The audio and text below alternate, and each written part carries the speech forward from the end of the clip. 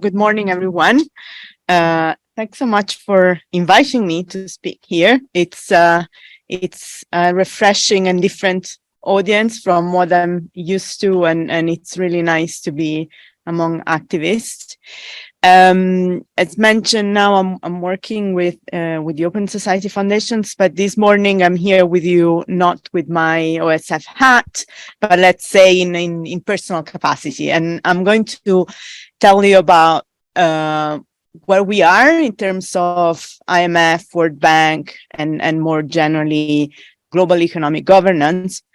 And make a little bit of a summary of things that have happened in the past few years and what I think is needed and where the opportunities are to move the agenda forward and democratize and the global economic governance space and obviously also the implications of it at the national level. Now, let's start from the COVID-19 pandemic and the big crisis, right? That we all know that, well, there was a great revealer of a number of things that we already knew were wrong, but the COVID-19 exposed it even more. So the underfunding of public services, the mostly, and the failure more generally of austerity policies. And one would have thought that that crisis would have opened the door to reforms, to do things differently, which hasn't, at least in the short term, exactly been the case. Instead, what we have seen from the very beginning is the international financial institutions, and I'm talking mostly IMF and World Bank, using the moment to regain influence, jump on the crisis, act as first responder. They did act as first responder. Both the IMF and the World Bank intervened and provided lending and grants to many developing countries at the beginning of the crisis, even with, doing the right thing, right? Providing liquidity where it was needed. And in this sense, the fact that the crisis has changed nature, but it's still here with us, has increased the space for these international institutions to continue play a key role in support on the financing side, and I'm going to go a little bit more on this in a moment, but also on the policy side, and so on regaining that thought leadership role, if you want to use this term, that they used to still they've never stopped playing, but it was particularly strong, let's say, in the 80s, in the 90s, and right now in this poly-crisis moment, they are really trying to becoming the masterminds of the transformations that is needed right now to address the global challenges. And they've been putting on the table a number of solutions to our crisis. Most of them are, so let's say, false solutions, in the sense that they actually risk creating more problems than solving them. And on this, I want to highlight in particular 4 trends that have emerged in the past few years, and actually many of them have already been touched by Bassani and Dominic with reference to South Africa, but they are much wider than just sub-Saharan Africa. They're global. So the first 3 are very much interrelated. One is the return to austerity. Second is a flawed approach to public services and more generally to understanding the common good as such and doing something about it. And then, and this is the other side of the coin, let's say, is a continued reliance on market-led solutions and on private finance. Again, what Bassani was explaining earlier. Now, return to austerity. Austerity meant as the pressure on governments to maintain a balanced budget, so to keep their deficits, their fiscal deficit below a certain threshold, and the overall debt and the relationship between the debt and the GDP below a certain threshold has never really gone away. However, with the pandemic, with many countries needing to spend more, as I said, the IMF has come in, and also the World Bank with other modalities, and have started to lend more to make this emergency lending, but at the same time demanding countries to start cutting spending soon after. So let's say a lot of these loans were made between 2020 and 2021, and they came with the request to start cutting, let's say, in 2023, right? What does it mean in practice? It means that a lot of governments already in this moment are finding themselves having to cut spending for health, for education, for social protection, in some cases taking away the measures that they were able to implement during the COVID pandemic, in response to the crisis. And there are a number of studies that have been published in the past year documenting this, and they keep reinforcing each other. It's very clear what we are seeing. Just to mention one, this is a report that Isabel Ortiz and Matthew Cummins, maybe you know them, publish regularly, and they show that this year 143 countries are contracting their spending, 143 countries, in a moment in which we are saying we need more money to, well, first of all, the effect of the COVID-19 pandemic are still with us. It's not that the crisis has disappeared, even if we're not longer in a pandemic. And then, of course, the SDGs and the climate transition. So lots of money needed, but we are cutting. The second, how much time do I have so that I can? Oh, okay. So it's okay. I'll stay within for sure. So the second implication of this drive for austerity is, of course, the fact that there is never enough money to spend in public services. Now, the funny thing, and again, this has been documented, is that in the past 10, 12 years, there has been a shift in the narrative and the attitudes by the IMF, by the World Bank in particular, but also beyond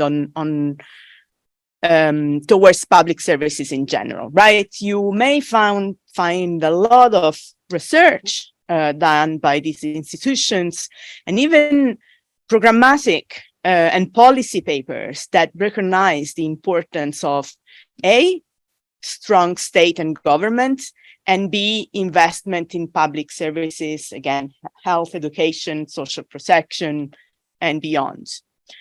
So from a conceptual point of view, this has a little bit changed. And some things also, very small things have changed in practice, but mostly the practice has stayed the same. And it has stayed the same because obviously if the drive to the fiscal conservatorism that, Bassani was explaining earlier is not going away, obviously the space for a large and constant investment in public services is not going to be possible. And this has not changed despite the COVID-19 pandemic demonstrating how important a strong public, free at the point of views, health services is, and more generally how important everyone that works. So the workers that work in this sector are critical, no, for our lives. So there is this that is not going away, and it's visible in the IMF, and there are there are quite a few organizations operating in the economic justice space that are pointing to the IMF to highlighting the contradiction that exists on this. But it's also true in other institutions. And now I'm bringing the example of the World Bank that lends to countries in a different way than the IMF does. It lends for specific projects, and equally, while in some cases the World Bank may support investment in health and education in countries, at the same time has a strong drive towards privatization of these services. And this brings me to the third trend, that is the continued reliance on the market-led solutions and on private finance. And so there are different aspects of this, but the fundamental point, again, is what Bassani was saying earlier. There is need of a lot of money to do these things, right?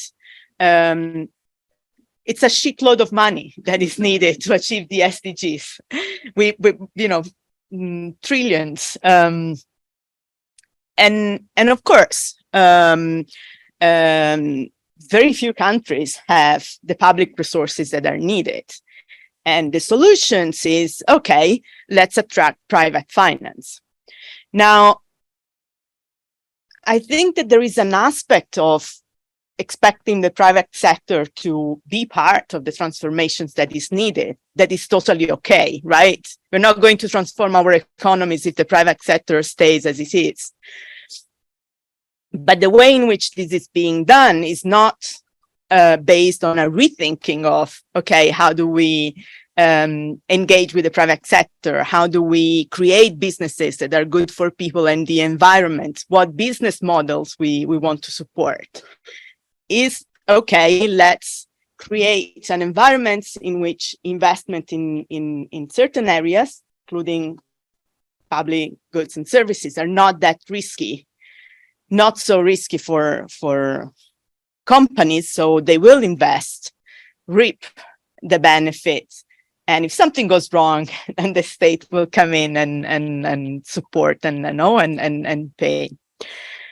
So these three trends are ongoing, and I will get to the end to actual political moments that are happening and that would require contestation and the propositions of more alternatives, right? But I forgot one. So the trends are actually 5, because then I have the debt. The fourth one is the use of green conditionality. Now, conditionality is, in general, means that when, again, IMF, World Bank make a loan to a country, they say, okay, I give you money, but in exchange, you need to implement these policy reforms.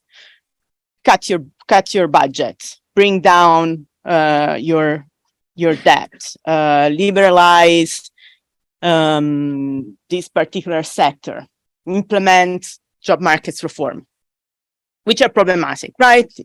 For a number of reasons.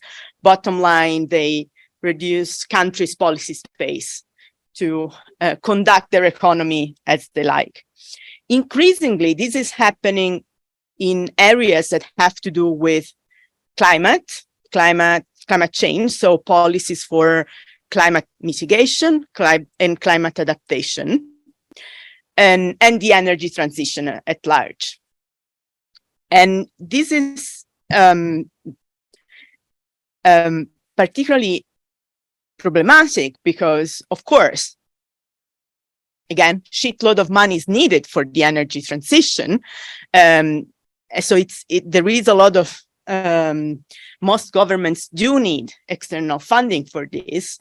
And they get money, not only the way in which they get money and the terms at which they get money can be problematic, but also they have to implement a particular set of reforms. Now, no one really has figured out yet how to do a good energy transition, right? It depends. It's different from the north. It's different in the south. It depends how to do that. It will depend on a number of things. But certainly reforms that are being dictated by international financial institutions, some of them for sure will be the right thing to do. But ultimately, they will come from institutions that are set to things that, as I said, they tend to put fiscal conservatism at the bottom goal, and are not set to rethink again how an economy should be restructured to be good for people and planet instead than profit. So there is a risk that a lot of developing countries engage in what we are calling energy transition, that then encompasses a lot of things in a way that is mandated by these institutions rather than following their own path, which is for sure would be messy and problematic. Because it's what is going to be. There is no way around it, but at least is owned by the country. The fifth thing that I wanted to bring up is the debt crisis, which in a sense is, again, it's the mother of all of the crises, and it's never gone away, and it's symbolizes very well all the problems and inequalities and power dynamics that underpin the global financial architecture.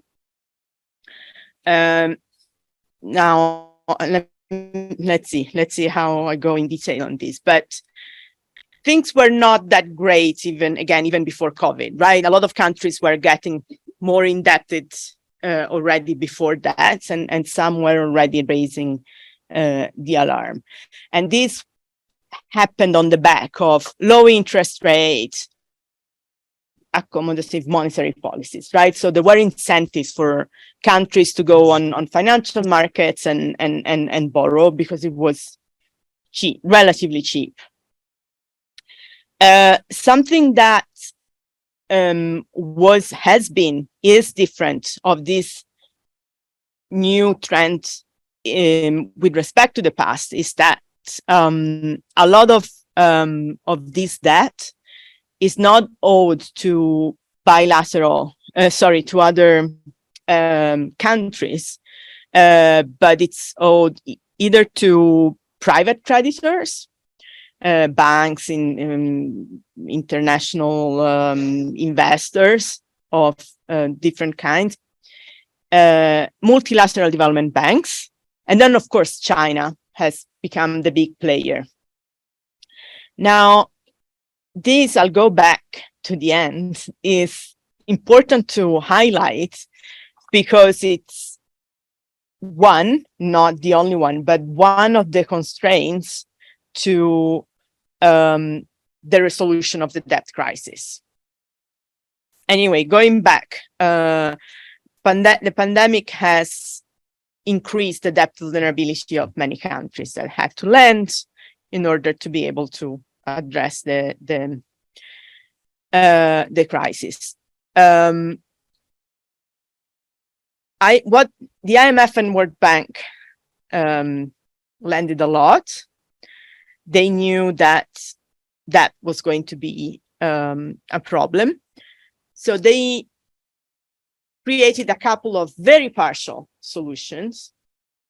First, and so the World Bank and the IMF and the G20 created something that was called the Debt Service Suspension Initiative, DSSI, which provided temporary debt suspension to 46 countries. But this is something that lasted a couple of years. Now these countries are back to having to pay their debts. And then they created something that is called Common Framework, which was meant to support countries that would declare default. So say, guys, there is no way I'm going to repay all of this money. Let's find a solution together. So bring all the debtors to the table, the IMF, the World Bank, the multilateral development banks, the private bondholders, China, and agree to a debt restructuring path for whatever countries.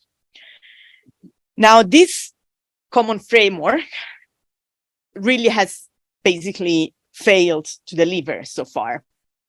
The only country that actually has used it is Chad, and not really getting a very good deal out of it.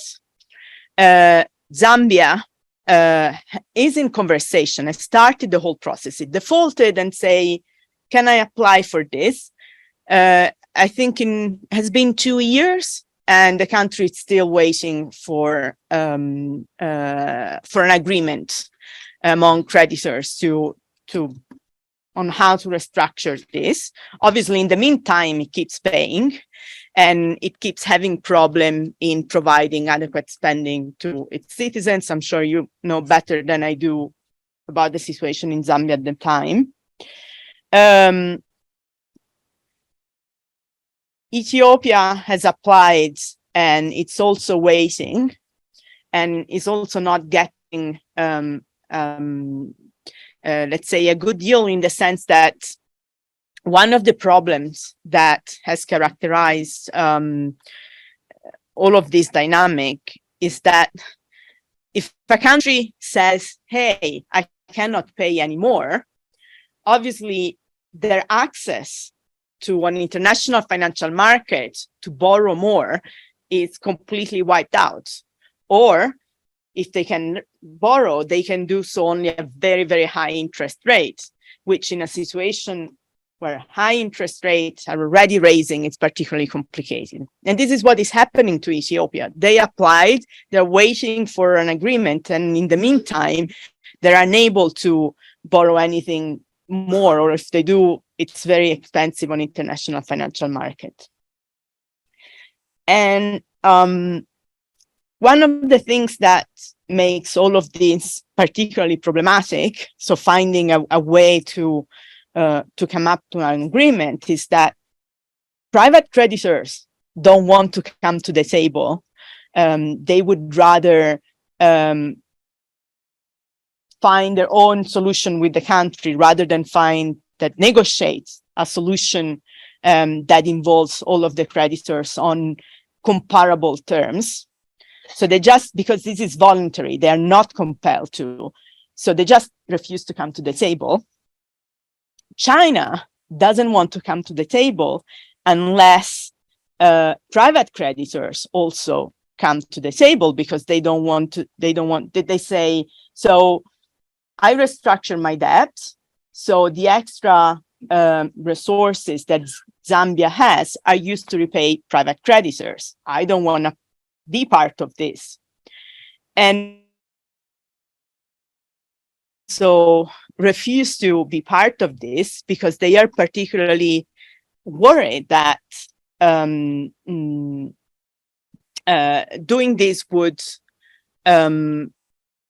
compromise their credit rating that credit rating agencies give to them. So whether MDBs are really good at having their loans repaid or not. So it's a bit of a standstill. What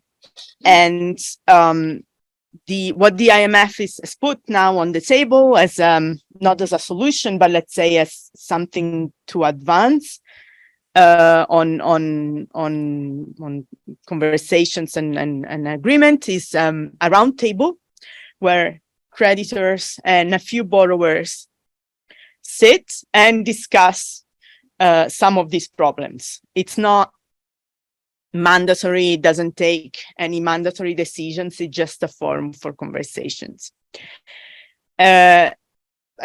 Without going into detail, because there is something else that other things I want to tell you about, but obviously this is it's something that is in progress, and we will have to see what it delivers. It's a very tiny solutions compared to what is needed. What is important is that it might offer the opportunity to borrower countries to come together and have a shared agenda.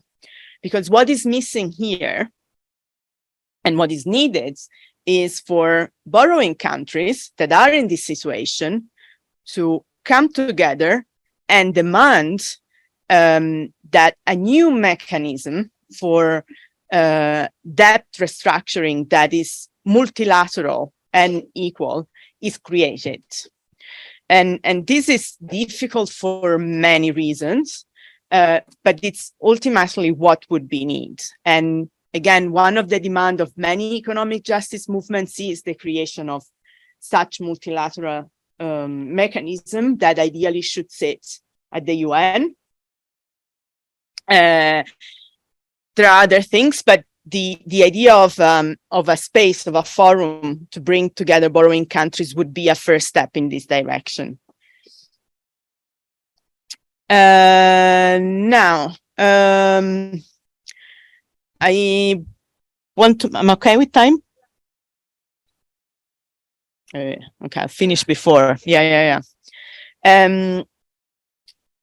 So on the back of these 5 trends, there are 3, let's say, political opportunities, but I don't even know what the name is, because in this case it's movement. No, it's not a movement, it's a process that are happening, and they have come out from the fact that international financial institutions themselves have realized that the current system is totally inadequate to tackle all of these different crises that we are facing, and of course the main problem that they see is the lack of liquidity, so how to leverage more money, but it's not only that.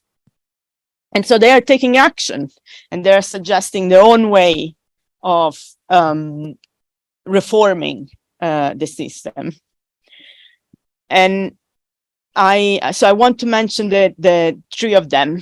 One is the World Bank Evolution Roadmap. Now, I don't know, but how many of you are following the World Bank? But basically, already last year, they decided that they needed to reform the institution, starting from the mandate to the financing setting and the operational setting. Now, I haven't followed much closely, many reasons, but to me, this has sounded a little bit like a joke. And unfortunately, it's not a joke, because it's going to have consequences on people and countries. But it really feels like the World Bank has delivered a 30 pages document. And it's like, okay, this is how we are going to, make an evolution of the World Bank. And I'm like,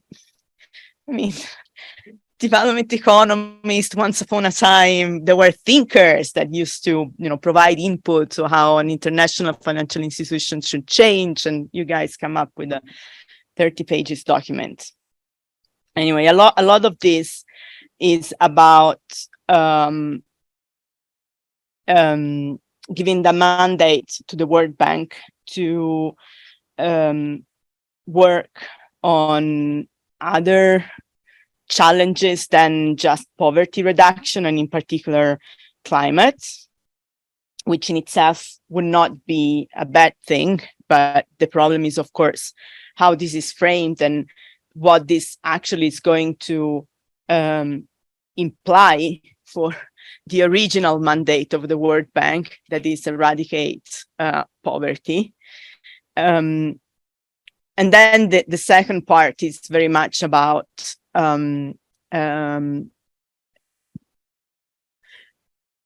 making the World Bank having more money to spend on certain areas, again, in particular climates and finding ways to leverage private financing at the country level. Now, what I want to mention here is that, again, from my standpoint, and as I said, this is not a piece of work that I've been able to engage much, but it feels like the World Bank has been left alone in this, and very few voices have been there to criticize what was going on and say, seriously, people, World Bank meant to reduce poverty. It used to be the home of many development economies that has set out the agenda, and this is how you deliver. And this, I think, has been a bit of a problem, that there has not been much contestation and much criticism and much engagement from movements on this.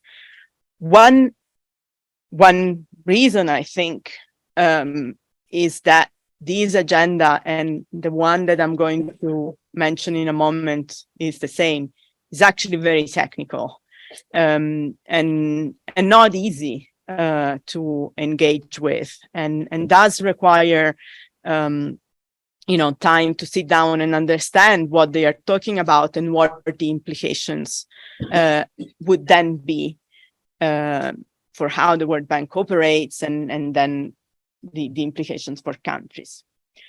And the second one is has to do with reforms of the multilateral development banks. The G20 last year commissioned a report on something that is called Capital Adequacy Framework. Now, again, super technical. Frankly, I still have not understood everything of it, but the point is how the objective of all of these processes, how do we make the MDBs have more resources to lend to developing countries, and without shareholders, so countries, actually having to give them more capital. And the way is, okay, let's create rules that allow them to take more risk with the capital that they do have. Now, again, without going into details, I suppose that there is a lot that is okay with this agenda, in the sense that more capital, more investments in developing countries are needed for infrastructure, for the climate, and in a sense, it's better if this money comes from multilateral development banks than if it comes directly by some private investors. Obviously, depends on the private investors. But again, this is this solution, and also it's okay. The issue of multilateral development banks taking more risk. What is not clear to me, and I would need to help, is finding out what does it imply for countries. Who is bearing this risk? Is the bank that is bearing the risk, or is the country that is lending that is bearing the risk? And for me, this is still a little bit of an unanswered question. And so this is something that I think someone should look into. The other problem is that, again, all these conversations around how we reform multilateral development banks are not grounded in rethinking of, okay, how do we use the private sector? How do we use private finance? How do we want to transform economies? It's very much up there. it's the multilateral development banks. Let's make them more powerful and influential, without actually being based on a rethinking of the economic governance and of the kind of transformations that are needed in countries. And then the third process, which I don't know, maybe it's less problematic, is the Bridgetown agenda, which I'm sure some of you have been following. This is a set of reforms that was originally put forward by Barbados, Mia Mottley, and that now are going to be discussed at the Paris summit in June. Now what is actually in this agenda has been changing over time. There was a set of proposals a year ago. I think it has evolved. I've seen what I think is the last iteration. Most of it is good. It's things that I was myself, but also a lot of stuff is missing. And again, there are two fundamental problems. One, who is behind this? Because it's something that, yes, middle-income countries, Caribbean countries that has a lot of that problem put it forward, and this is fantastic. It's, let's say, Global South Voice led agenda, but it hasn't exactly been a particularly inclusive and open process in terms of designing this agenda. They're trying to address this now, which I suppose is good, but it remains a fairly limited process until now. And second, while there are a lot of good things on that agenda, it's still, largely because there's not been an inclusive process, it's still not based on a deep rethinking of what is actually needed and on changing the power dynamics between the North and the South. But anyway, I suppose that that remains an interesting entry point in which ideally, hopefully, more countries will get in and make their own suggestion. Now, in going to finish talking about what is actually truly needed and what opportunities are there. So, first of all, of course, the emphasis on public goods and the pushback against austerity. I suppose that I think needs to be the bottom line of what we all do, and reclaim the role of the state as the providers of the common good. There are a couple of international campaigns that are working on this. There is one that's called End Austerity. There is another one that is specifically on public goods. Our Future is Public, that's the name. They are starting to operate together. One important moment ahead are the annual meetings in Marrakesh that are taking place, the IMF and World Bank annual meetings in Marrakesh in October. I imagine some of them are already involved. There is a lot of mobilization that is being planned in different parts of the world from different campaigns, and that would be a great opportunity to make noise. And obviously, in order to be able to do that, we need to ask for progressive solutions to create fiscal space and increase liquidity. So debt relief, that is probably the more powerful one, progressive taxation, including taxing wealth. There is, without going into the whole special drawing rights conversation, but that is another possible way of creating liquidity that could be leveraged and asked for.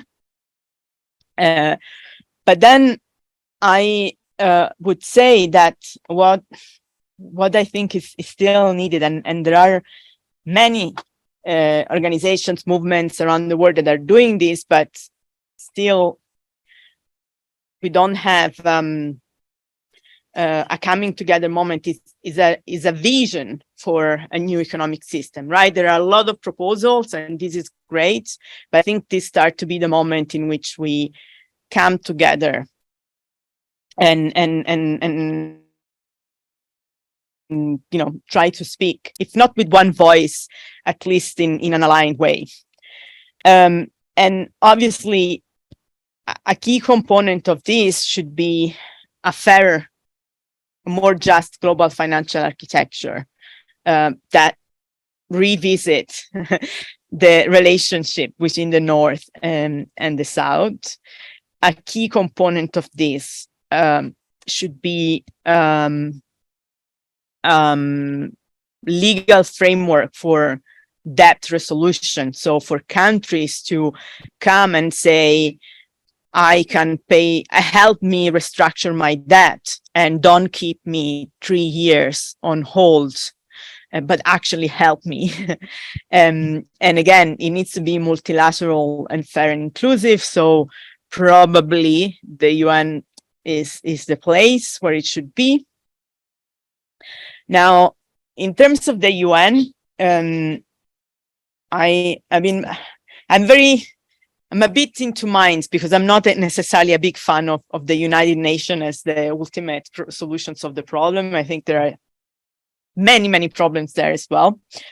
But at the moment, it is true that the only space in which all countries can come together on the same ground, so one country, one vote, and the UN, and in particular when it comes to global economic governance, is the Financing for Development Forum that happens every year in April in New York, and that discusses exactly this, the international financial architecture.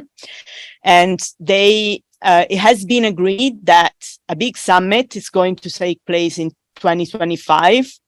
So that is going to be a big opportunity to actually push for some of these reforms, and to push it in a place where, again, all countries have the same voice, at least in theory. And just to give you an example, for those who, maybe those who follow the tax justice agenda know this already.